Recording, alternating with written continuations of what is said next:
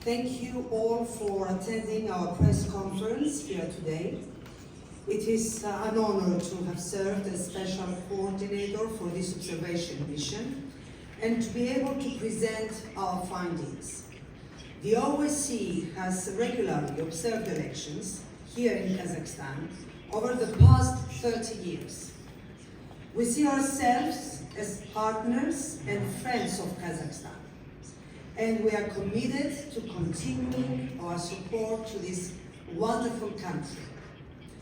We had more than 300 observers working across the entire country yesterday, based on their work and the insight from the long-term observers. I am pleased to now announce our main conclusions. The elections were held in the context of reforms introduced to bring Kazakhstan closer to holding elections in line with international standards and OSCE commitments. Legal amendments addressed several prior ODIHR recommendations and increased choice for voters, but further changes to the legal framework are needed to provide a sufficient basis for conducting democratic elections.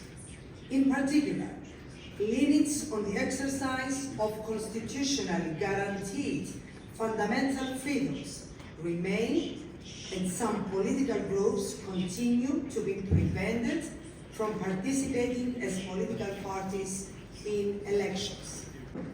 While the elections brought elements of competitiveness into the political arena, diverse administrative obstacles negatively affected the quality of campaign opportunities for some self-nominated candidates. The practice of deregistration also created uncertainty for candidates over their continued participation in the contest.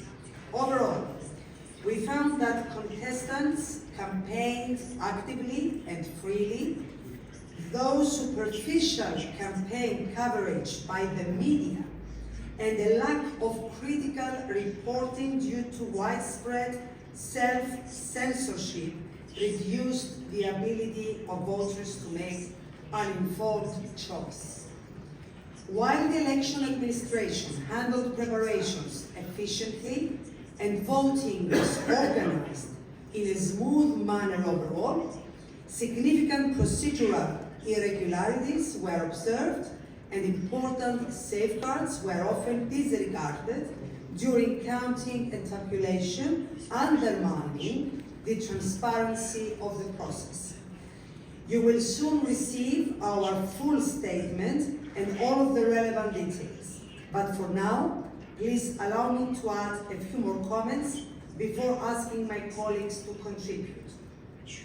We have noted that women remain underrepresented and measures to promote women's participation in public and political life are limited. Women made up 29% of the candidates in the proportional race and 20% in the majoritarian ones. Overall, party attempts to promote prominent women candidates were limited. I hope that in the future, women's participation will be more representative of society. As a journalist myself, I must also note that while freedom of expression and media are guaranteed by the Constitution, they are undermined by a restrictive legal framework that deters independent critical reporting. We found that most television channels provided equitable coverage, but as noted, it was relatively superficial, with little analytical or investigative journalism that could have contributed to voters' decisions about their choices. I hope for a dynamic approach in the future. Ladies and gentlemen, we have noted some positive developments, but there is certainly much work to be done. This is the nature of democratic development. It is a dynamic process in need of constant attention. Lasting reform is not achieved overnight, but with real commitment by the authorities and people and support from friends like us in the OSCE, much and must be achieved. In summary, I would say that democracy is a process that requires constant attention and dedication.